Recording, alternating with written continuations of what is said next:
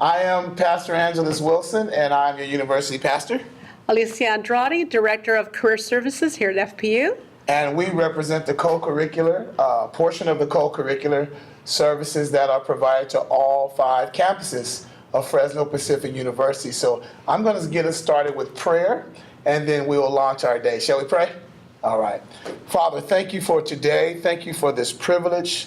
Thank you for the faculty that have joined us and have knitted their hearts to this portion of your kingdom.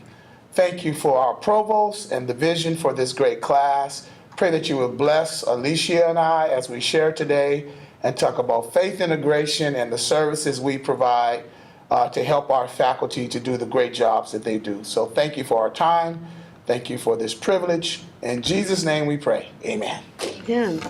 Okay, Pastor, I want to go ahead and ask you to turn the slide over. But before, as he's doing that, I would like to share that our primary purpose and mission is not included in the PowerPoint because I wanted to cut it down as much as possible. But our primary purpose and focus for the career services is to help every student identify their calling and vocation so that they are fulfilling God's plan and purpose for their lives. And that's the scripture we also use. But again, I cut a lot of that out.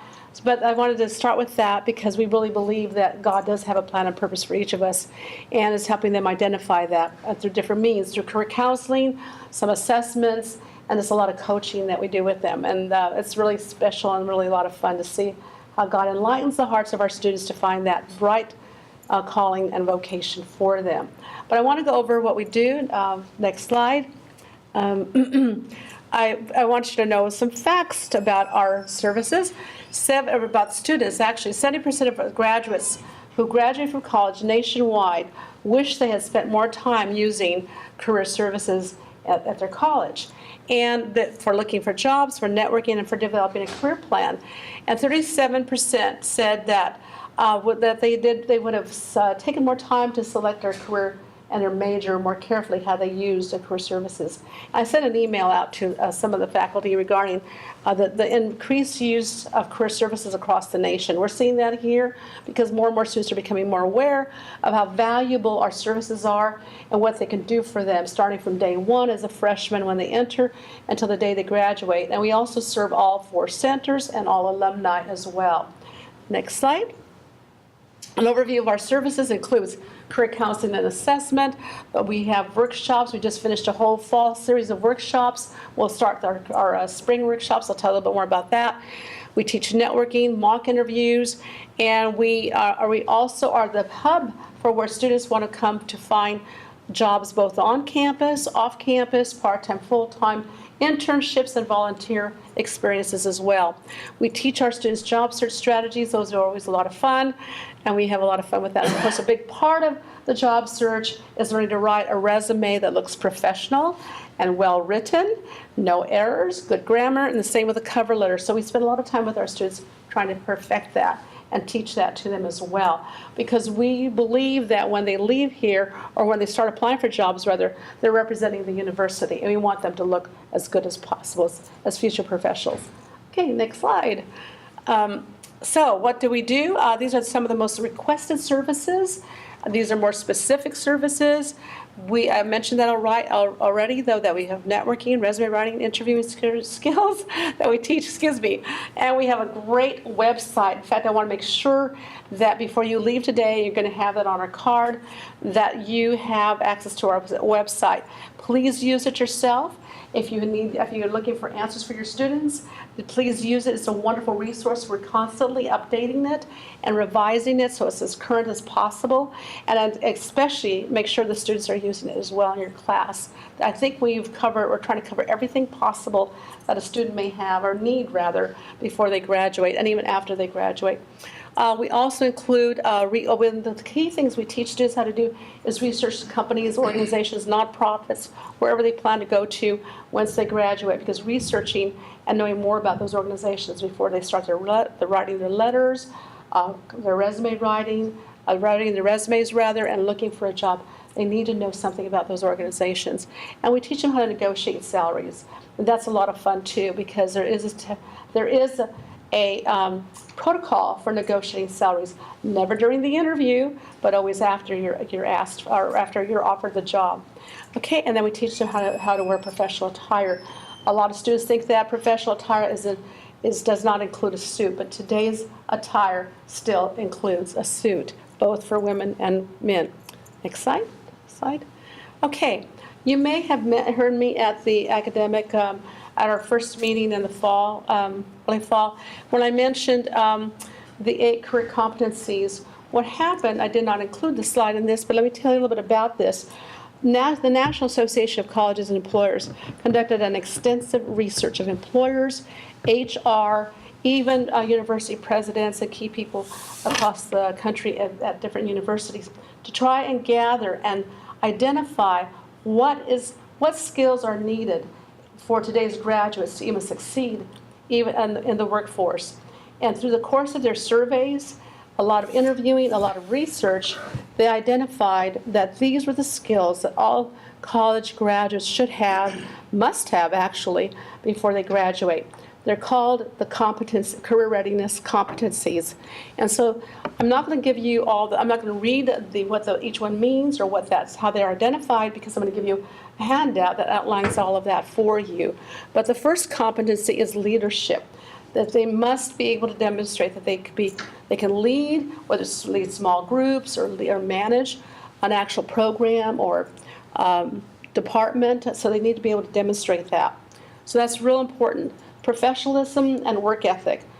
They need to be. That's one thing why we teach etiquette, professional etiquette, and we have a workshop in the spring just for that only, because it's so important that they know what that looks like, how to behave, how to send an email, how to greet a person professionally, just different things in all their writing. They should be able to demonstrate good professionalism even in their writing. Also, ethic, because it's so important. We're hearing a lot about the millennials being more relaxed and very different in the workplace, and so we hear a lot of that from employers. This is nationwide, not just in Fresno, but there's an issue regarding punctuality, productivity, and also using making good use of their time management in the workplace is a big issue for them too. So we are also enforcing, I shouldn't say enforcing, but we're trying to just encourage them to try to change bad habits and turn them into more positive habits if they want to succeed. So internships, this is why I love internships. Internships is a good opportunity to actually practice these ethics too as well. Career management, being able to articulate your own career goals, what you plan to do, and do that with a lot of confidence, and being able to just express themselves, and they know where they're going in the next 5 years, where they would like to see themselves in 10 years, and be able to convey that as well. It's like, it's really important that they have, so students when they leave have at least a 5-year goal and where they would like to see themselves in 5 years. And then the global, intercultural, those are the last 4. There was another slide before that I think we skipped. Want to go back? Well, I'll finish this one first. Okay, global fluency. This is really important because, as you know, in the United States we have a very diverse population, and graduates need to be able to demonstrate that they can work well with a diverse team. That means all ethnicities, races, cultures, genders, sexual preferences. It's everything across the board. They need to be able to work well with everybody, and they need to be able to demonstrate that. And that's, again, part-time jobs. They can refer to that and how well they did there, working with a diverse team in the classroom on projects or in their internships as well. So going back to the other 4, critical thinking and problem solving. So one of the things I would love to do with faculty, if whenever there's an opportunity, is just give you ideas of how you can integrate that into your classroom, your curriculum, but you can do that yourselves, because I know you all have that creativity and ability to do that, but how you can integrate these 8 competencies, allowing students to have the opportunity to practice these competencies through your assignments as well. So critical thinking, problem solving is crucial. Students need today need to know, how do I solve a problem? How do I analyze it, assess it, and then how do I resolve it effectively so that it is going to be the best solution at that time and in that situation. Oral and written communication is a must. That is so important because there's so much more writing now in every profession. There's a lot more communication than ever before. And to be able to do that, not just on the computer, which is a whole nother, or emails, or texting a message, but it has to be done orally. A lot of times, there's a lot of negotiating, that jobs require negotiating or mediation and different skills such as that, but that is all communication. Teamwork and collaboration, being able to demonstrate that they can work well in a team, either as the leader of that team or being a collaborative team member working well within that team to produce the end result that has been given to them on a project or program or design. And then finally, digital technology, that's a given. Being able to demonstrate that they are on top of everything that's going on within their profession as far as technology is concerned. So those are the 8 competencies, and again, I can't stress enough encouraging all the faculty, new and former, present rather, who are older around the campus, to just try and use those and integrate those as much as possible within the curriculum. Then I also want to share several things that we do. We offer, within the career services, one of our biggest services is job search, as I mentioned. And included in the job search, we get requests from employers. I'm always networking with employers, by the way, to try and find job opportunities for our students, whether it's part-time, full-time internships, and even volunteer experience, because volunteer experience still looks good on the resume, paid or non-paid, it's still experience. And if we can relate it and find skills that they use in the volunteer experience, it works well in transferring that into the job that they're applying for. So with that, we offer, we have internship.com on our website. We also have, we're sending out information whenever an internship comes to my attention. We're sending it out to the students and to the respective majors and to the faculty. That there's usually a faculty person in many of the departments, especially if they require an internship as part of their curriculum. Then I send it to those faculty, and they will get that out to the students, and then we send it as well. So they're getting it from 2 different directions, and hopefully will apply, because there's some great internships. More and more are becoming paid internships, but students are aware now that even if it's not paid, it's still a valuable experience, not to be taken for granted. So internships are really important. That's another service we provide. And then also, in the spring, we offer for our seniors. So if you're teaching seniors and juniors, we offer the Career Achievement Program. That's been a very successful program. Students are required to attend 4 workshops. They are a must: resume writing, interviewing, networking, professional etiquette, and then they must participate in a 30-minute mock interview with a panel of real employers from the community. If they complete all that, then they will receive a certificate of achievement. They will be invited to a large networking luncheon here on campus with employers, and they get to practice their elevator speech.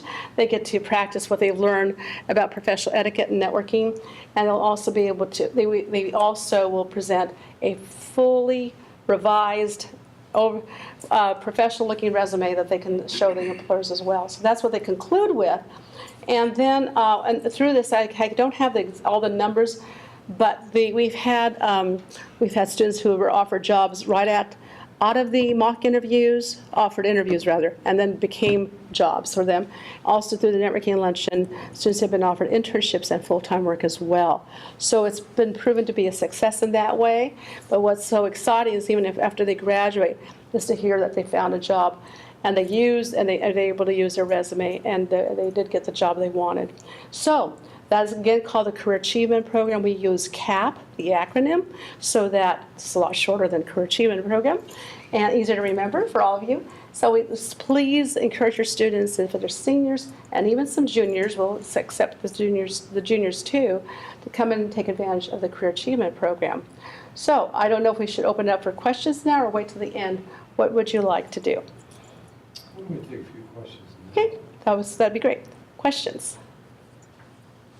Yes. When they do an internship or a paid position on campus, do they get followed up with evaluations, or is there a process involved in that? Does that come from your department, or that comes from the employer?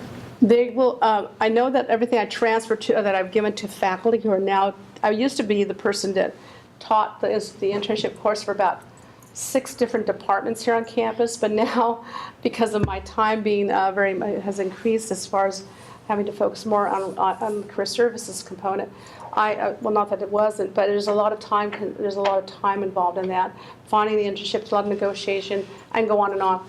To answer your question, there was an evaluation that had to be completed, and I'm sure that the model is still being used by the faculty right now that took over those positions in the departments.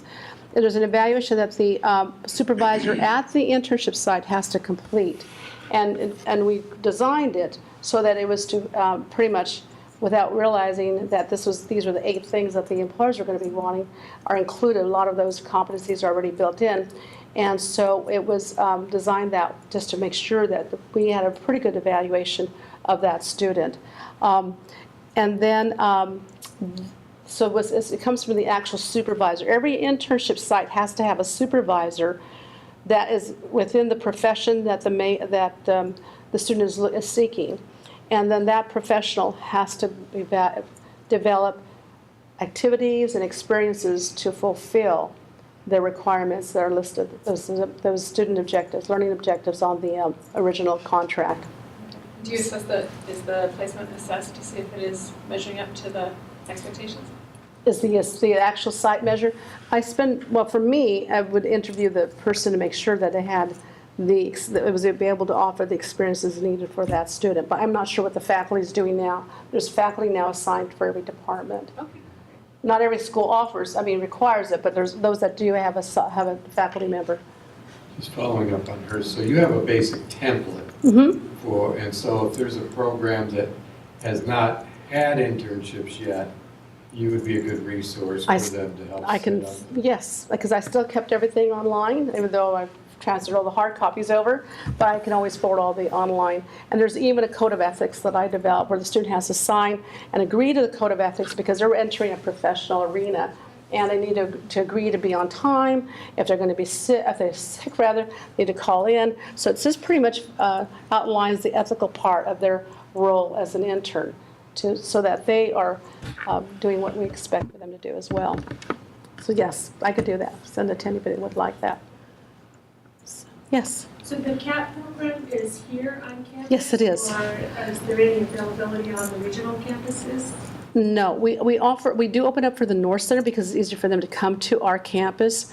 But one of the reasons we developed this was because our undergraduate students, our TUG students, when we did evaluations at the end of, before we even started the CAP program, we were asking employers to evaluate our students on how well they did, a resume look, how well their interviews went. And they were getting such low scores, we knew we had to do something. So we thought the Career Services Office needs to develop something, a stronger, better service. So that's what I love about evaluations, because we can see what we need to change to always constantly improve. And so that's where we brainstormed and just said, let's just do something. And just out of nowhere, we came up with really the title Career Achievement Program, CAP. And so it's for TUG because those were the ones we were assessing and evaluating at the time. And that was 6 years ago. And each year we see an increase in their skills and their evaluations. So I think I said last at the presentation that 80% of our students are getting excellent evaluations on the mock interviews. That's an improvement because before it was even lower, like 30. We're getting excellent evaluations. Their resumes, you don't have to worry about resumes. We are always on top of that. I make sure that our staff is constantly updated on what the most current professional format looks like.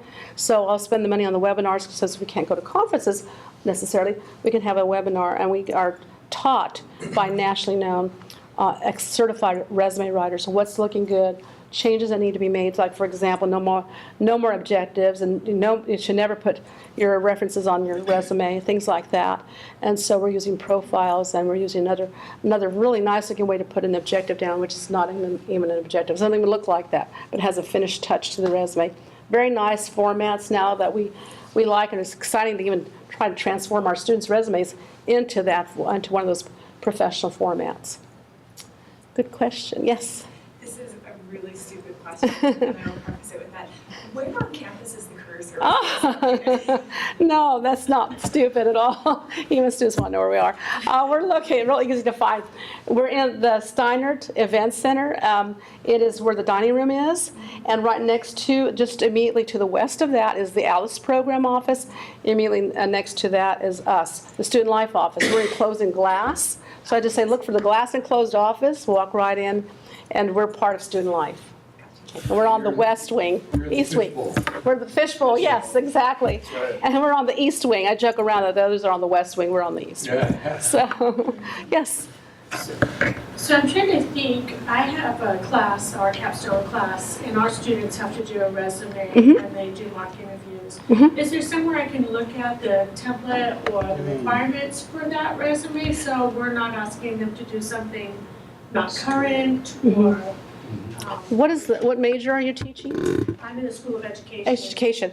Oh, we get a lot of requests from some of the faculty. They know that our resumes are pretty much Well, our on. final course, Yeah. our ECD 470, which I teach most of that, we do have, they have an e-portfolio, and they have to submit their resume, and then we also have lots of activities with mock interviews and whatnot.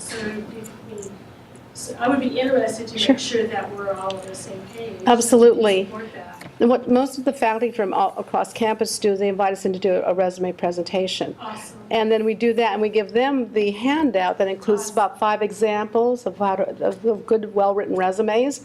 And even for one is for students that do not have any experience hardly at all. So it takes a lot of effort, but we are able to pull information from the students. Why they have to spend at least an hour with us. We just interview them, try to get as much information out of them to see what we can use that would be presentable on their resume, sound good, look good, but true and honest. But so then we change the semantics a bit so that it's a little more dynamic for them too. So, okay, it's a good question. So if you just call us, one of us can come out and give a presentation to your class, and we'll each get a hand. We'll each get a handout. Oh yeah, okay, okay. You're welcome. Yes, sir. Student in one of my class who has a full-time job, not taking attendance. I'm sorry. No, what was the I question? have a student in my class that has a full-time job now, while being a student, because he attended this. Because he used because of the CAP program. Oh, wonderful! Yay! I love to hear that. He works at the enterprise rental. Oh, yes. We have companies that love our students so much, and in fact, and they love our students, and we're getting compliments on the resumes. Not to brag, but even Fresno State's off, some of their people that have seen the resume said, "You guys are doing great with those resumes." So we got real excited to hear about that too. So, and to give you an example of how far I'll go, Fresno State's been great. They've been inviting all of our students to go through their career fairs. So they've allowed me also to go and network with the employers, and I love to do that because I'm getting their business cards, doing all that networking that I'm supposed to be doing as the director, meeting them, and inviting them to come to campus for our CAP program. Many of them have been on campus for the mock interviews. They'll be at the networking luncheon because they love to just network with our students and see if they can get to find one that they can hire for either the internship or full-time work job that they have at their organization. So it's been a lot of fun. Thank you. I'm so glad to hear that. Thank you. Any other questions? Okay. So, Regional campus. regional campus? Susanna, do you have a question?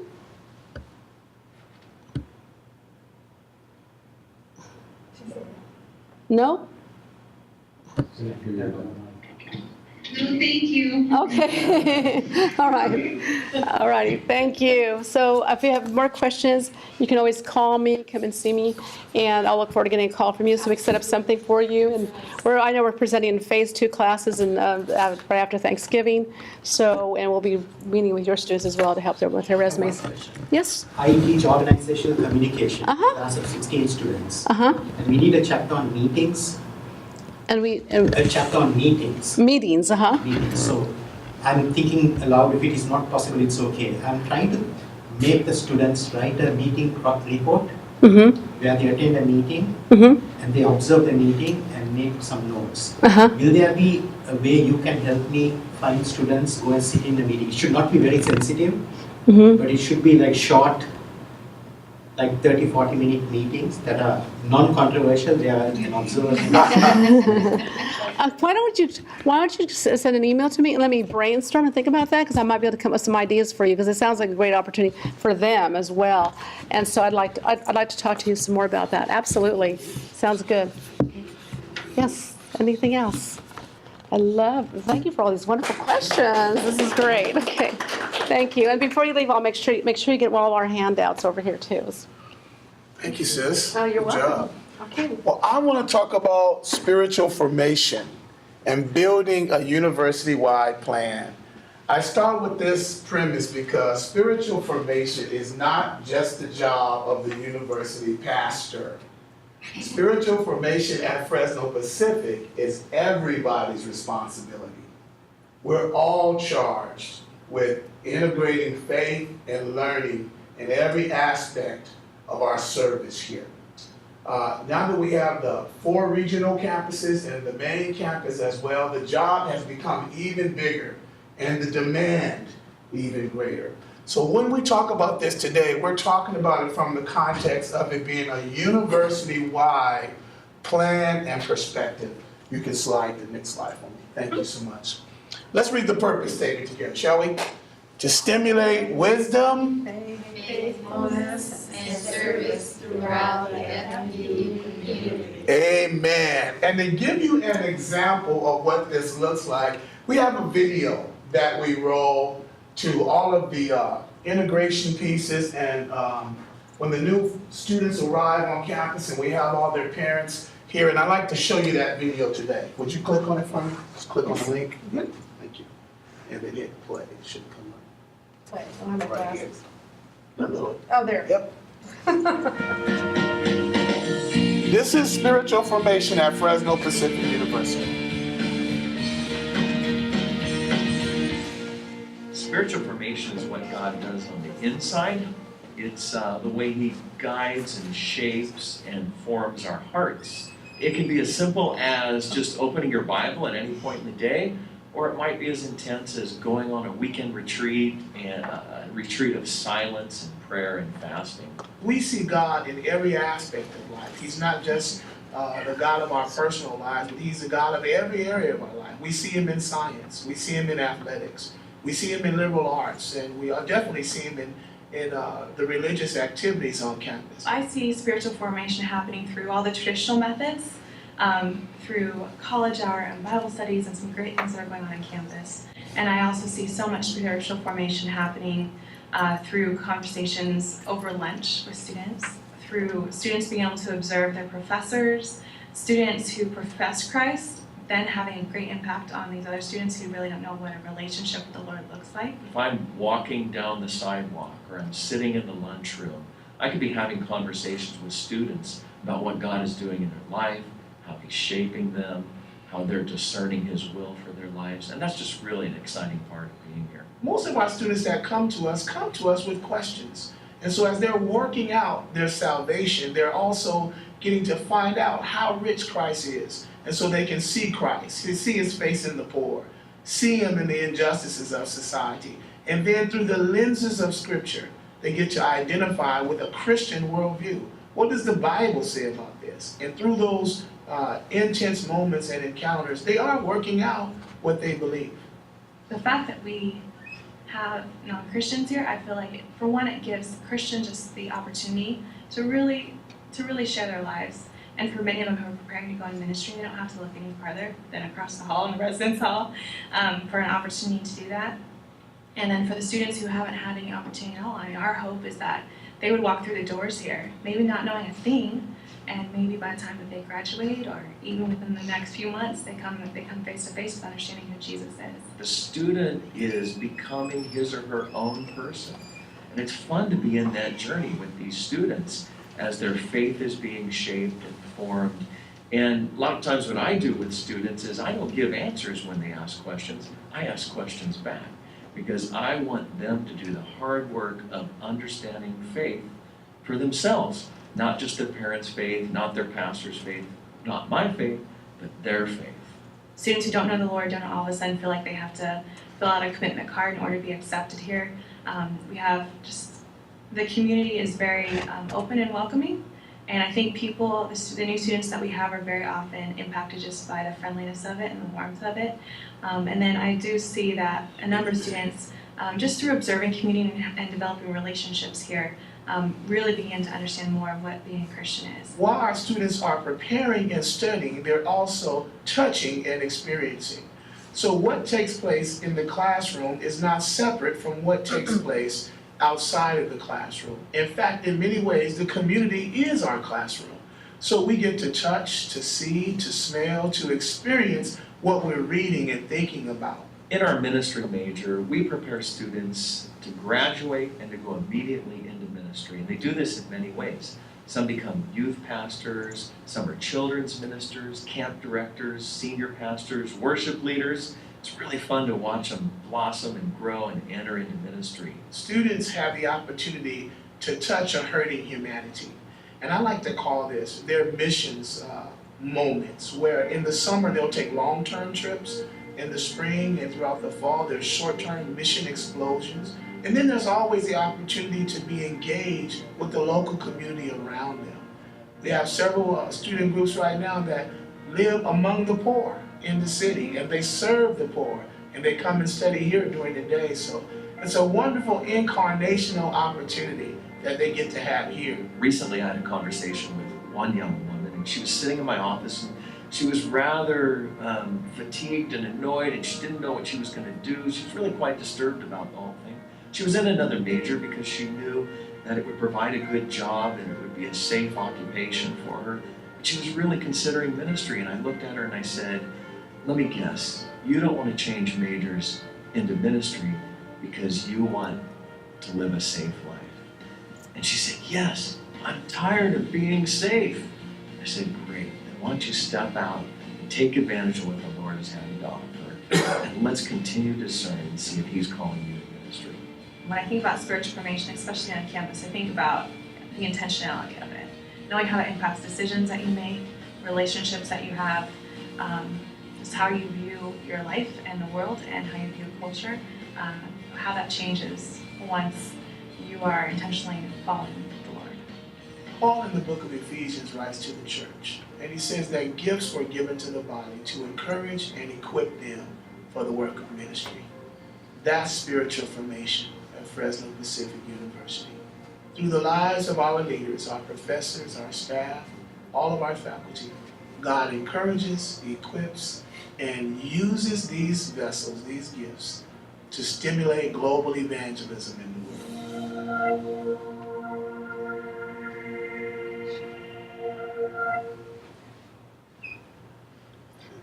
Okay. Thank you.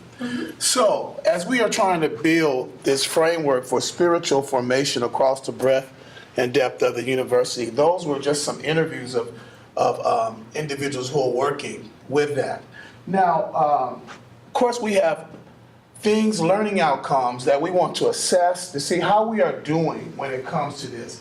There are 4 learning outcomes, and these apply across the board to the regional campuses, graduate students, seminary students, as well as Tug students. There are 4.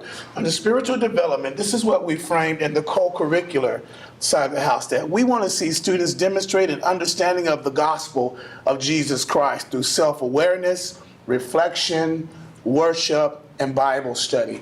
How we do it here on campus looks very different than how we do it in the regional campuses with the cohort models. In the cohort models, the faculty of record becomes that shepherd for all things. And so we want to see you empowered to know how to integrate faith and learning in every aspect of the course, in the syllabi, whether it's bringing in guest speakers, teaching students how to do those devotionals as well. And so it's challenging, but we believe we can do it. Second of all, we believe in diversity. As you can see, our campus population is a very diverse student body. We want students to develop a Christ-centered understanding of the ethnic, gender, and socioeconomic diversity through discourse, dialogue, and self-discovery. Next slide, please. That's critical in how they do life and how they're going to see the world when they leave here. Unlike some of our sister schools, this is my 3rd university, so I've served at Wheaton, College, Sanford University in Birmingham, Alabama, West Hills Community College years ago as well. Fresno Pacific by far is the most diverse campus that I've served at in all of my time in the 3 CU schools. And because we have such a rich population of students, our students will go out into the world fairly stable in how they interact with various cultures. But some of my other schools and experiences, not so.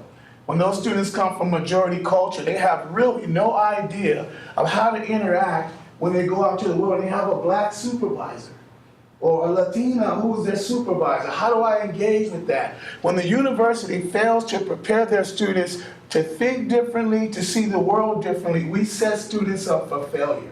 But not so here at Fresno Pacific. We want to make sure they are well-rounded and they understand how the kingdom embraces ethnicity, what that looks like, and how they themselves are to engage in culture. The other 2 learning outcomes we assess at the end of every year is right here, reconciliation and a missional framework. For examples, we want to see students engage in reconciliation in diverse communities through participation in educational programs, and through the establishing of broad relationships.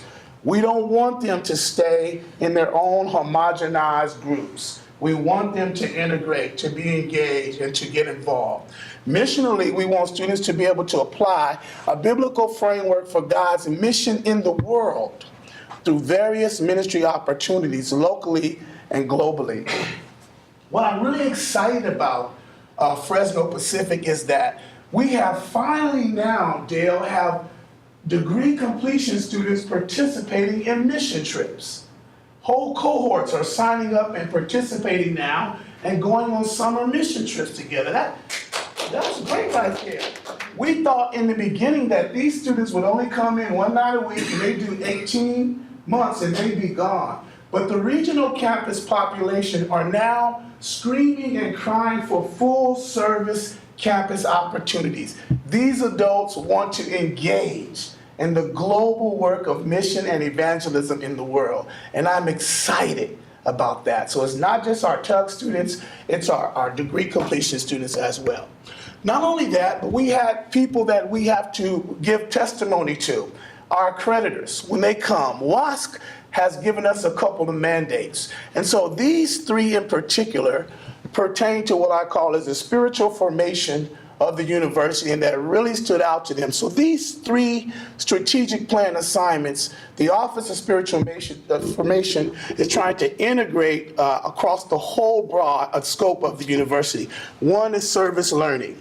2 is co-curricular programs. And 3 is to remind us that we are a Hispanic serving institution. And our syllabi should reflect this. There should be one of these strategic plans somewhere within your course syllabi where you are either pushing them to collaborate, to investigate, or to participate in some aspect of this so that they become the well-rounded individuals that we know God intends them to be. Service learning for us simply says that the university will continue to develop projects that provide opportunities for students, faculty, and staff to assist and learn from their local and international communities. The co-curricular programs, the strategic plan simply says the university will leverage its co-curricular programs to strengthen our relationships to the external community, increase affiliation, educate, and provide outreach and service. We have an amazing opportunity, guys. The Central Valley is a bouquet of opportunities. There's somebody from every portion of the world here. And every one of these cultures is inviting or open to Fresno Pacific being involved and being engaged with them.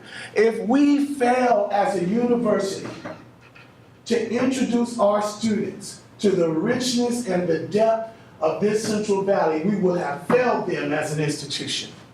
I really believe with all my heart, these are tomorrow's global leaders. And God has brought the resources to us. So our syllabi should reflect this, our programming should reflect this, and everything we're thinking and talking about, every time we crack open the scriptures, we should be pointing them to the vast amount of resources that are right with them. Thank you, sis. So we do this in 3 different divisions in our office. There's a multicultural ministries division, a student ministries division, and our chapel and college hour programs. I'm going to give you a copy of each one of them. I won't go through the 3 particular specs for each one, but multicultural ministries says it all right there. We want to prepare people to have a multicultural perspective when it comes to serving God's people in the world. Next slide. Our college hour is our chapel. It's the largest class of the university. I have probably every TUG student is enrolled in this course. And they get 1 credit a year for participating in chapel programs. So I have every student from the TUG population enrolled in this course. So I got to touch every last one of them sometime of their life when they come through. Next slide. Student ministries provide students with opportunities to both serve in the church, serve in mission opportunities, to practice their gifts, and to understand the vastness and the depth of the Church of Jesus Christ. And I invite you, I'm recruiting you, to be a part of the college hour experience, to be a part of spiritual formation at Fresno Pacific. I close when I tell you this. Why this makes such a difference to me. I was that student at Fresno Pacific 33 years ago. I came here, a former gang member from Los Angeles. I received Christ in the institution, but nobody discipled me to teach me what it meant to be a believer, a follower of Christ. It was when I came to Fresno Pacific that small band of faculty back then had the heart and the mind to embody faith integration. Guys, it worked. Changed my life. Now I'm the guy with the PhD, church planter, 25 years of a stable marriage, right? Going around the world and leading students in various opportunities. It worked. So I know faith and integration with a biblical worldview at Fresno Pacific works. I'm a product of that syllabi. Help us. Let's change the world. Let's make a difference with your syllabus. Let's push our students to be the best that they can be. And when staff and faculty get discouraged, let's circle the wagons and remind them about why we're here, what God has called us to do. Thank you so much. Any questions, comments? That's my rah-rah speech. Right here and then right there. Go ahead, Mel. So, thank you for this. I did not realize that spiritual formation had student learning outcomes. Yes. So I learned something today. Amen. So I'm curious, I know for faculty, we assess the degree to which we've achieved our SLOs through, the idea, evaluation, that kind of thing. What is, I hate to use the A word, how does assessment happen? Very good. Very good, sister. That's right. Use the A word, it's good. No, I'm glad you did. We assess every mission trip, every service project, of course, students, chapel speakers, right? And ours is a living document. It doesn't just happen once every 2 or 3 years. We use it as a living document because it shapes our programming and planning for the next year, right? So it's constant assessment happening all the time because we want to do things better. If we bring in a speaker that's just horrible, they don't move the crowd, I want to know right up front, so we don't make that same mistake. And so it's very important for us that we know what's effective, what's not effective, what is on the hearts and the minds of the students, and what buttons do we need to push? What buttons do we need to talk about more, right? What's on their heart? And then when they leave here too, how has this experience shaped them? Or did we fail miserably? So we want to know, yeah. Did I answer your question? Well, so I guess I'm kind of curious about the actual nuts and bolts of that. I mean, is Okay. that a written survey? Is that one-on-one interviews? Is that formative survey at the end of their college career? We touch all 3. Okay. So we do both the small group or the oral presentation if someone records it. There is the written survey or survey monkey that we use to evaluate speakers. And then there's the third as well. So we try to use all different ones based on the type of activity it was or the program it was. That's how we go about doing it. Yeah. No, it's fun too. Not always good. You should hear some of the stuff they say about me. I have to take it on the chin and keep moving, right? Yeah, you had a question. Yeah, well, it's both a comment and more than a question. The service learning side of things. Your office is obviously a really great resource for faculty who have decided that they want to add some sort of a service component to a Yes. course, but not just to do service, to really make it a service learning. Because the only thing that makes it a service learning is the ability to reflect and have some actual learning outcomes that come from that. But your office is, I imagine, one of the main offices that has lots of connections to the community that would help them to, they come to you and tell you, this is what we're aiming at.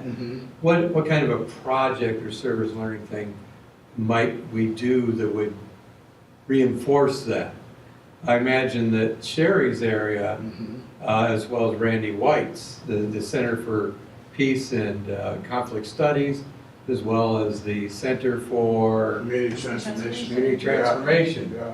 are two other great resources on our campus that if you don't know about them, you need to get familiar with those. There would be excellent resources too for designing service learning. And Yes. that really fits with Dr. Joe's stress on trying to get us to engage the cultures and serve the cities Yeah. more as well. Town-gown relationships historically have always been fraught with tensions. And it's sadly still rare for a college to really have a strong, positive relationship with the community. And so anything we can think of to connect our curriculum to serving the community in positive ways. And beyond that, even doing just pure service opportunities. How do you publicize those kinds of opportunities? I know one of the things is right here at our doorstep that you've been talking about a lot lately is our students and the need for food. Yes, yeah. Food insecurity problems are vast in the Valley. Every university in the Central Valley, be it also community colleges, is struggling with this idea of food insecurity. There are students right here on this campus that can't afford meal plans. They just barely have enough to pay tuition and sometimes buy books, right? But they have no money to pay for food. Student athletes that can only afford one meal a day, and because they're athletes, they have to work and do all of that, but they are struggling to eat right here in our own Central Valley. And so the Office of Spiritual Formation feeds students, and we are raising awareness for this food insecurity problem right now. In fact, the all-school Thanksgiving luncheon is going to take place. We're going to have our first ever food can drive, so we can help to feed our own hungry students. Fresno State has upwards to almost 20,000 students, close to About that. 22,000. They feed over 1,000 students a month. They have a food bank. They have a food bank. We have a large food warehouse. We have a food closet and a food pantry for our TUG students. We have not even touched the surface to identify, is this problem prevalent in our regional campuses? Are there adult students that are struggling the same way, right?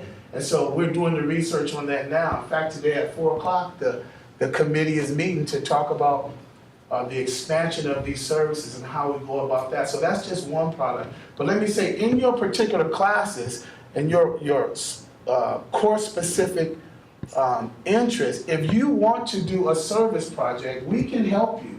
We have resources in the community. You can develop what you want to see happen, and we can contact those agencies out there and to build it so we can make it happen. So there's tons of resources. Agencies in the community are always looking for students to engage and to be involved. Course-specific service learning is the most powerful because you can easily tie the learning objectives back to the classroom as well. And so I welcome I welcome you to come and do that. Ask questions. Let us be a resource for you.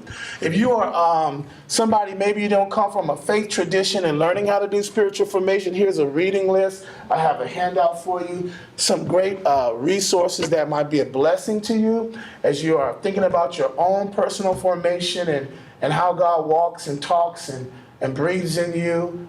These are some great tools that I think you will find very rich to enhance what it is you're being called to do here. Susanna, I'm so glad you're here. Would you talk a little bit about spiritual formation in the cohorts and what that looks like in your regional program?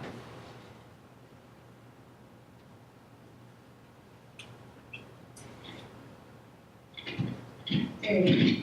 Can you hear me okay? Yeah.